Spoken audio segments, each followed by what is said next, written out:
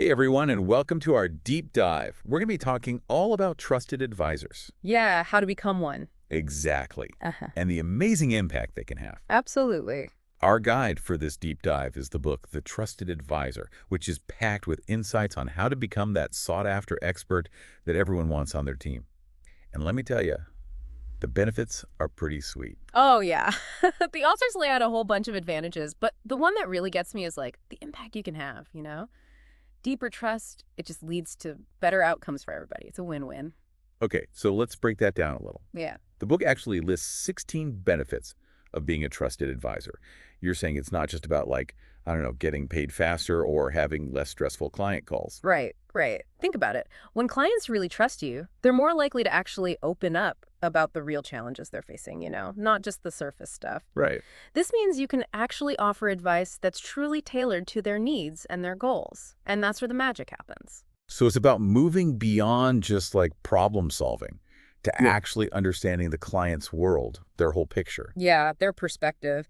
The book actually breaks down client-advisor relationships into like 4 levels. So Huh. you start with the vendor, purely transactional, Right, like buying something from a store. right. Just a basic transaction. Then there's the problem solver who fixes specific issues. Okay. Next, you've got the valuable resource offering these broader perspectives. Oh, But the top, the pinnacle, is the trusted advisor. okay. So that sounds like where we all want to be. But what does that actually look like in practice? Can you give us an example? Well, sure. Think of David Falk, Michael Jordan's agent. Oh, yeah, of course. He built his entire agency around the trust that he had with Jordan. Even reducing his fees to align with what Jordan wanted but wasn't saying. Wow. That's a pinnacle trust relationship. Yeah, so it's not just about like giving good advice. It's about understanding your client on a much deeper level, like understanding their motivations, their values, even maybe like their flaws. Oh, absolutely. One trusted advisor, I think, was quoted in the book said, "On some level, all of us are flawed and inadequate.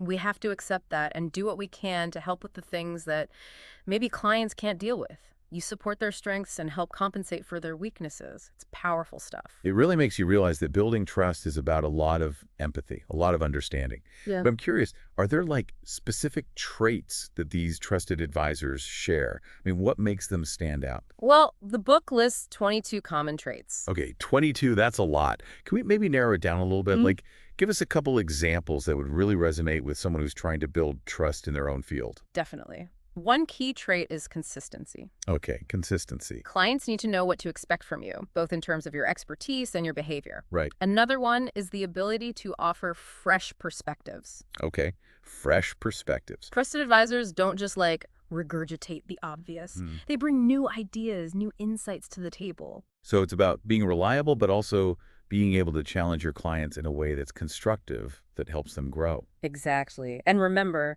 trust isn't something you can demand or force, right? It's got to be earned through consistent actions and the right mindset. Right. Actions speak louder than words. Yeah. And as the book emphasizes, you need to demonstrate trustworthiness, not just say, "Trust me." Show, don't tell, basically. Yeah. So what are some examples of demonstrating trustworthiness? Like, how do we show our clients that we're worthy of their trust? There are tons of ways. One story from the book is about an estate lawyer who won over a client just by giving them lots of free, helpful information up front. Wow. No sales pitch, just genuine generosity. Oh. And they also mention this dentist who always calls his patients to check on them after procedures. Oh, wow. Small gestures, but huge impact. Yeah, it reminds me of that saying, people might not remember exactly what you said, but they'll always remember how you made them feel. That's it. These little things, they prove you care about their well-being more than just, your own gain. And that's a powerful foundation for trust. Okay, so we understand, like, the benefits of being a trusted advisor and some of the traits that make them so successful. But I'm curious, how do we actually put this into practice? Like, are there specific steps we can take? Yes. And the book lays out a really clear framework for building trust in 3 key areas: Okay. earning trust, giving advice, and building relationships. And each of these areas has specific actionable steps that you can take. It's really quite practical. Oh, that's great, because sometimes this stuff can feel a bit abstract, so it's good to know that there are concrete things that we can do to actually cultivate trust. So let's start with the first one, earning trust. Okay, earning trust. Besides those examples you just shared, Does the book get into, like, the nitty-gritty of building trust? Absolutely. One of the key tools they introduce is the trust equation. It's this really simple but powerful way to actually diagnose our strengths and weaknesses when it comes to building trust. The equation is trustworthiness equals credibility plus reliability plus intimacy divided by self-orientation. Okay, I'm intrigued. So let's break that down. Credibility. I feel like that one's pretty straightforward. It's just about being good at what you do, right? Yes. Yes, but it's more than just having the skills and the knowledge. It's also about how you present that expertise. Okay, how you present it. Are you able to articulate your knowledge really clearly and confidently? Can you back up your claims with evidence, with examples? Right.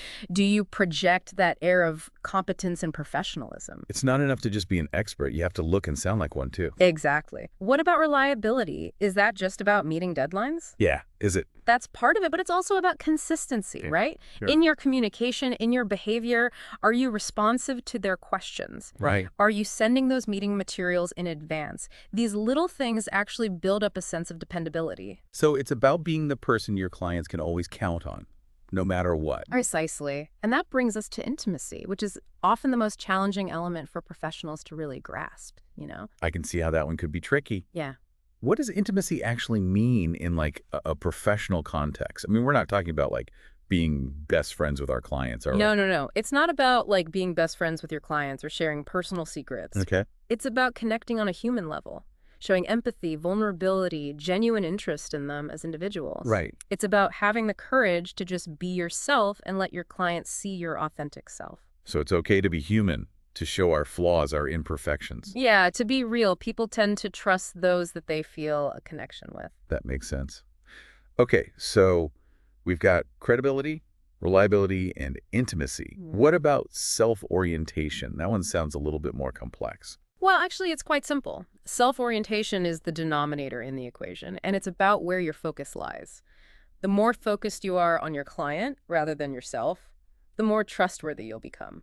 So if you're constantly thinking about, like, how to close the deal, how to get ahead, how to make more money, But how to benefit yourself. it's going to show, right? Yeah. And it's going to undermine your client's trust. Exactly. It's like that saying, people can smell BS a mile away. Right. If you're not genuinely interested in helping your clients, they'll sense it. Okay. So how do we make sure that we're staying client-focused? Well, the book actually provides a list of what they call threats to client focus. Okay. Things that can pull our attention away from what's best for the client. And it lists specific behaviors that demonstrate a client-centered approach, like acknowledging their feelings, sharing credit freely. So it's about being mindful of our motivations and making a conscious effort to put the client's needs first. That seems like a good segue to our next topic, which is cross-selling. Cross-selling. I think a lot of professionals, myself included, sometimes feel a little bit uncomfortable with cross-selling. Oh, yeah? It can feel awkward, it can feel pushy even, Yeah. manipulative if it's not done right. The book acknowledges that. Cross-selling often feels awkward because it's like you're navigating all these relationships at once. The relationship you already have with the client, the relationship you have with your colleague, who's the expert in whatever the new service is, and then the potential new relationship if it works out. It's a lot to juggle. So how do we approach cross-selling in a way that feels authentic, in a way that actually builds trust? Well, the book breaks it down into 3 types of cross-selling: expand, bridge, and diversify. Okay. And understanding the trust dynamics of each type, you can use that trust equation to guide your actions. It can make a big difference. Okay, so let's go through them one by one. Let's start with expand. Okay, expand. What is that? Expand is basically where you're introducing a new service to an existing client. Right. The challenge here is you have to demonstrate credibility in this new area. Right, because they might not see you as the expert in that. Right. They don't know your firm has this expertise in this new domain. So how do we overcome that perception? Instead of just handing them a business card, which can feel very transactional, spend time educating your colleague about the client's business. This way they can tailor their approach. Oh, that makes a lot of sense. It shows the client that you're taking their needs seriously and you're not just trying to pass them off to someone else. Exactly. It builds trust between all the parties involved. Okay, so that's expand. What about bridge? Bridge is when you're introducing a new service to a colleague of your existing client. Okay. And instead of just asking for an introduction, which can put your client in kind of an awkward position, Yeah. you want to engage them in a conversation about their colleagues' needs. Oh, that's smart. So you're framing the introduction in a way that benefits everyone involved, Exactly. Not just you. not just you, right? Once your client sees the value proposition, they'll be much more likely to make the intro. Okay, that makes sense. And their colleague will be more receptive. Right. They're not just getting some random cold call or email. Exactly. So the last one is diversify. Okay, diverse. This is where you're introducing a new service to a brand new client, Okay. someone who has no prior relationship with your firm. Oh, so this is the most challenging one. This is the most challenging because you're starting from scratch. You have to build that trust from zero. Right. So how do we even begin to build trust in a situation like that? Well, the book recommends a multi-step approach, starting with research. Okay, research. Identify a potential client who could really benefit from your new service, then develop a really compelling value proposition. And then you want to find a way to actually connect with them, start building a relationship, maybe attending industry events or networking. So you're laying the groundwork before you even mention your services. Exactly. You're not leading with a sales pitch. You're building a relationship first. Okay, that makes sense. So once you've made contact, then what? Then you focus on building rapport, demonstrating your expertise, sharing valuable insights. You want to offer helpful advice, be genuinely interested in their business. Only after you've laid that foundation of trust should you even start talking about your services. That's really helpful. It takes the pressure off. Yeah. You're not trying to sell them right away. You're Yeah. focusing on building a genuine relationship first. That's what being a trusted advisor is all about. It's about building relationships, not just closing deals. Yeah, this has been incredibly insightful. It's interesting how the book really frames cross-selling not as a purely transactional thing, but as an opportunity to actually build trust and deepen existing relationships. Exactly. And it all comes back to those core principles, right? Focusing on the client, demonstrating trustworthiness, and building those genuine connections. Yeah. And it sounds like we've only just scratched the surface of what it means to be a trusted advisor. There's so much more to explore, like how to manage client expectations, navigate difficult conversations, and overcome our own fears and insecurities when it comes to building trust. All those things that make us human. Well, I'm looking forward to diving deeper into those topics in the next part of our deep dive. Me too. I think our listeners are going to find it really valuable. Welcome back to our deep dive into the trusted advisor. Last time, we talked about the benefits of being a trusted advisor, right? And we explored how to earn trust, using the trust equation and looking at different types of cross-selling. Yeah, and we talked about how actually demonstrating trustworthiness, showing it through actions is so much more powerful than just saying, trust me. Right, actions speak louder than words. Yeah. But, building trust isn't always easy. There are times when I personally struggle with, being vulnerable or addressing those kind of sensitive topics that could make or break a client relationship. You know what I mean? You've hit on a key point there, the human element of trust. And the book addresses this head on. It's not always easy to open up, to share our feelings, to admit we don't have all the answers. Yeah, I get that. It Yeah. can feel risky, especially in a professional setting where you're supposed to be the expert. Right? Yeah. You're supposed to have it all figured out. But, clients don't expect us to be perfect. They just want to know we're human, that we care, and that we're willing to be real with them. That authenticity, that's a huge trust builder. So it's about finding that balance between, competence and vulnerability. Exactly. And the book talks about this idea of aligning your interests with your clients. When you're both working towards the same goals, it's so much easier to build that trust. Right, you're on the same team. Exactly. And you can create these win-win outcomes, like that example we talked about with David Falk and Michael Jordan. Right, where Falk was willing to lower his fees to align with what Jordan wanted. Exactly. It sent that message like, hey, your success is my success. We're in this together. It's about prioritizing the client's needs, even if it means sacrificing some short-term gain for yourself. Right. You're shifting from a me focus to a we focus. The authors call this inclusive professionalism. It's about aligning with your clients to improve their situations. I like that, inclusive professionalism. Yeah.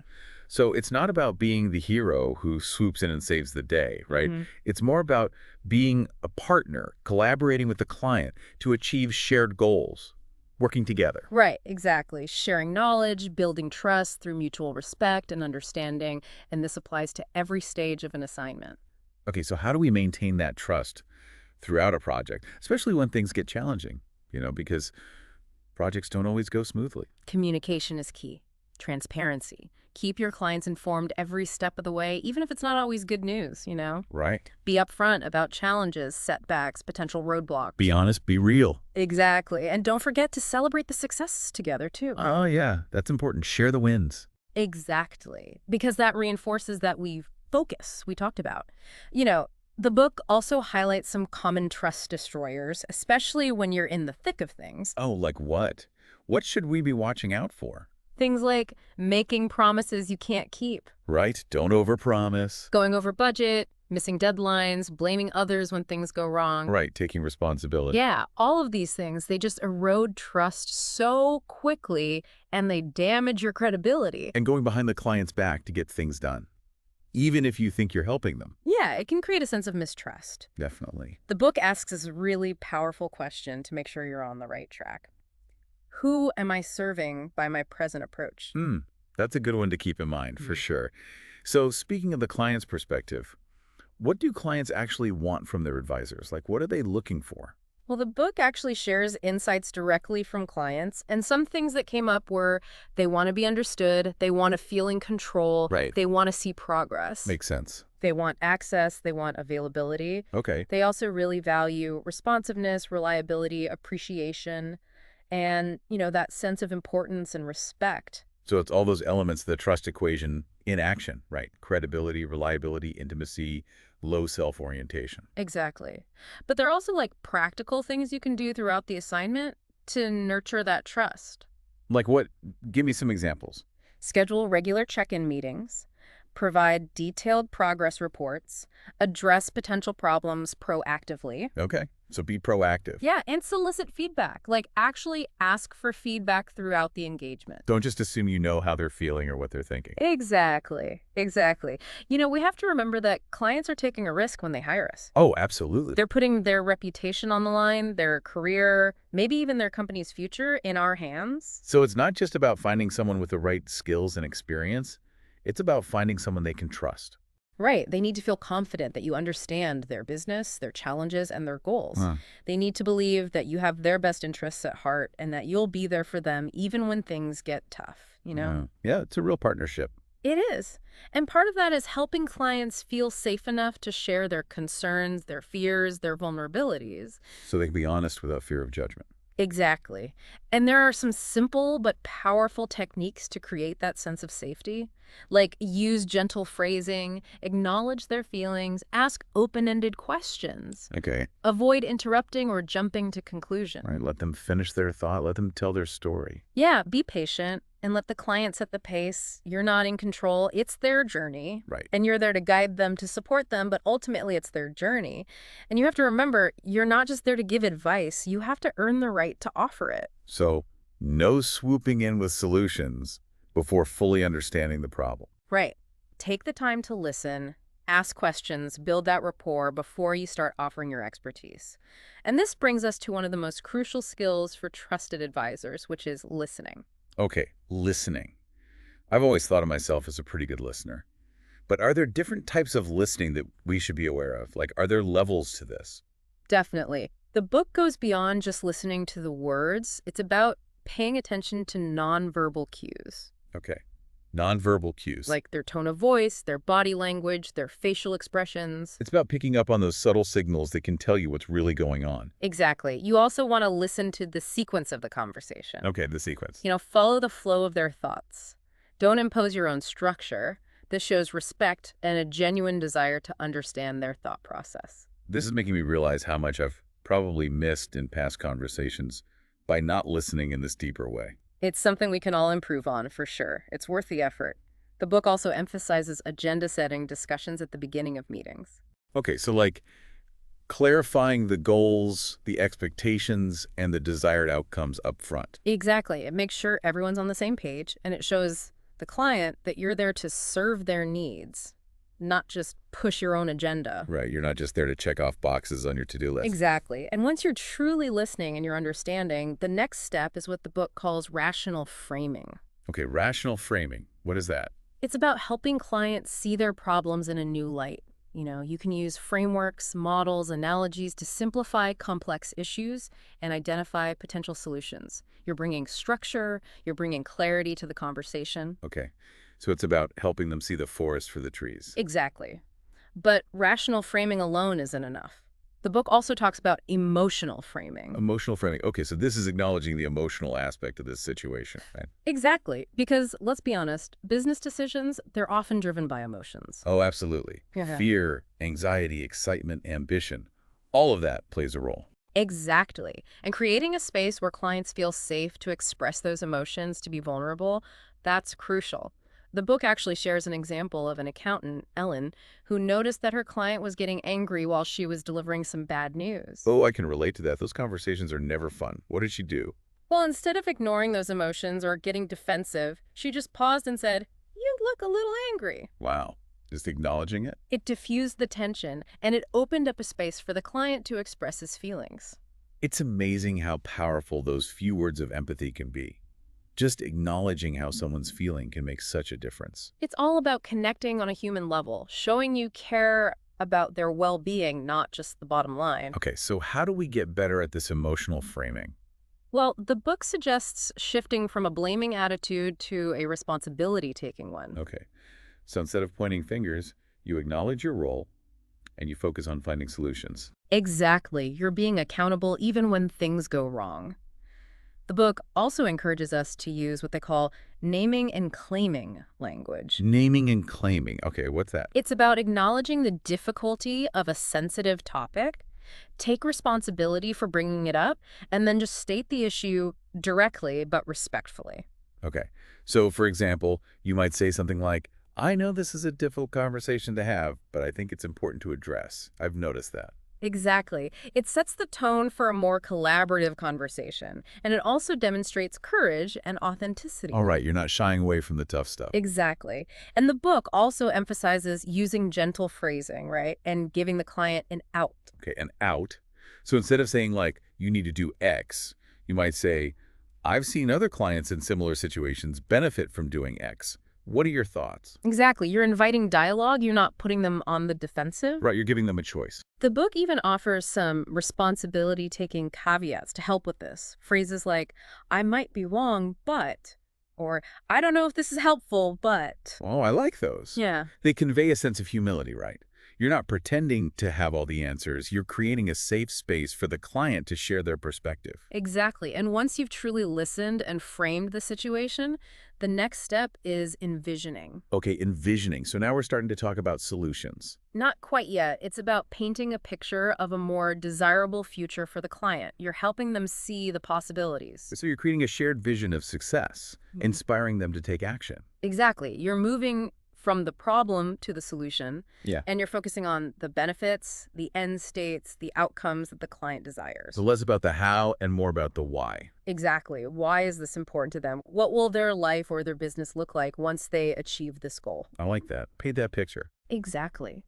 The book gives an example of a consultant, Charlie, who helped his client, Mark, envision a more positive future. Mark was struggling with this difficult work situation, feeling pretty defeated. So how did Charlie help him? Well, instead of offering advice or trying to fix the problem immediately, he asked questions like, what would it look like if this project was a success? How would you feel if you were able to achieve your goals? Wow, those are powerful questions. They really shift the focus from the current challenges to the future possibilities. Exactly. And that shift in perspective can create a sense of hope, a sense of motivation. Yeah, it's like you're giving them something to strive for. Exactly. So, are there any tips for doing this envisioning effectively? Yeah, how do we do it? Use descriptive language, ask questions about their desired outcomes. For example, instead of saying, why don't we do X, try saying, how would things be if we were able to achieve Y? Oh, I like that. Yeah. It invites the client to participate in the visioning process. They're not just passively listening, they're co-creating that future with you. Exactly. You're working together as partners. And remember, create a shared sense of enthusiasm. When you're both excited about the possibilities, it's easier to overcome those obstacles. Yeah, enthusiasm is contagious. Exactly. And that brings us to the final step in the trust-building process. Commitment. Okay, commitment. So now we're finally talking about taking action, right? Making a decision and moving forward. Precisely. It's about helping the client make a decision and take action towards their goals. It's moving from talking to doing, creating that plan for success. Okay, so what are the key things to remember when we're trying to build that commitment? Clarity and transparency are really important here. You want to make sure the client understands what's involved, the resources needed, the potential risks and challenges. Right, so set realistic expectations. Exactly. Be upfront about what you can and cannot deliver and what they can reasonably expect. Right. It's also crucial to make sure the client is genuinely committed to the process. So they're not just saying yes because they feel pressured or obligated. Yeah. Right. They need to believe in the plan and be willing to put in the time and effort to make it work. So how do we ensure that level of commitment? How do we get them to buy in? Involve them in the decision-making process. Ask for their input, get their feedback, give them ownership of the plan. Okay, so empower them to be active participants. They're not just along for the ride. They're helping to steer the ship. Exactly. You can also create a sense of urgency by highlighting the potential costs of inaction, like what will happen if they don't do anything. Right, the risks of staying the same. And then the benefits of actually moving forward. But of course, you have to be careful not to pressure them into a decision they're not ready for. Right, it's got to be their choice. Exactly. And don't forget to celebrate milestones along the way. Oh yeah, celebrate those wins. It helps to maintain that momentum, Yeah. and it reinforces their commitment. Okay, so celebrate the wins, big or small. Mm-hmm. But what about those times when clients are hesitant, Yeah. or resistant to commit? What do we do then? Well, that's totally normal. They might just need more information, more clarity, more time to think things through, Right. or they might have some underlying concerns that need to be addressed. Okay, so patience and understanding are key. Absolutely. Be patient, listen carefully, address their objections with empathy, be willing to adjust the plan as needed to meet their needs. So it's a collaborative process. You're working together to find the best path forward. Exactly. And remember, it's all built on that foundation of trust we've been talking about. These 5 steps, engaging, listening, framing, envisioning, and committing, they all work together to create this really powerful framework for building strong, trusting relationships. There's a lot to take in, but it's also really inspiring. It is. Yeah. But as we know, building trust isn't always a smooth ride. There are challenges along the way. Right. What are some of the biggest hurdles we might face? Well, a common one is the fear of being vulnerable. Yeah, we talked about that earlier. It can feel risky to show that human side, especially in a professional setting where you're expected to be confident and in control. Right. And another challenge is that pressure to focus solely on content and expertise. We're often rewarded for being the smartest person in the room. But you're saying expertise alone isn't enough. exactly. Without trust, our expertise won't get us very far. Right. Clients are more likely to follow the advice of someone they trust, even if that person isn't the most knowledgeable or experienced. Exactly. So we need to find that sweet spot between demonstrating our expertise and building genuine human connections. It sounds like we need to rewire our brains a little bit. Yeah. Because we're often conditioned to jump to solutions, fix problems, take control. Exactly. And building trust requires a very different approach. It requires us to slow down, listen, empathize, and let the client lead the way. It's a whole new way of thinking and behaving. It is, and it takes time and effort. Another challenge is the fear of speaking about sensitive topics or uncomfortable topics. Oh yeah, I get that. It's easier to just avoid those conversations altogether. It might seem easier, but the truth is clients often appreciate it when you're willing to address the elephant in the room. It shows you're not afraid to tackle those tough issues. No, those difficult conversations can actually be trust-building opportunities. Absolutely, as long as you approach them with care and respect. Remember, the goal isn't to win an argument, but to create a space for dialogue, for understanding, for collaboration. And speaking of challenges, the book also addresses how to balance intimacy with professionalism. Oh, that's a tough one. Where do we draw the line? It's a delicate dance. Clients want to work with people they like and trust, people who are human and relatable. Right, so it's okay to let our personalities shine through as long as we're still maintaining those professional boundaries. Exactly. Find that balance between being professional and being real, being respectful and being authentic. Yeah. And another challenge, especially in today's world, is time constraints. We may feel like we don't have time to invest in building trust, especially when we're under pressure to deliver results quickly. Yeah, I've definitely felt that pressure before. Yeah. But how do we justify taking that extra time when there's so much to do? The truth is, building trust actually saves time in the long run. Okay, how so? When you have a strong, trusting relationship with your clients, communication is easier, decision making is faster, there's less likely to be conflict. It's an investment that pays off in multiple ways. So you're playing the long game. Exactly. Now, we also have to be realistic, right? We're not going to win the trust of every single client. Some people just prefer a more transactional approach. Right. So what do we do in those situations? You just be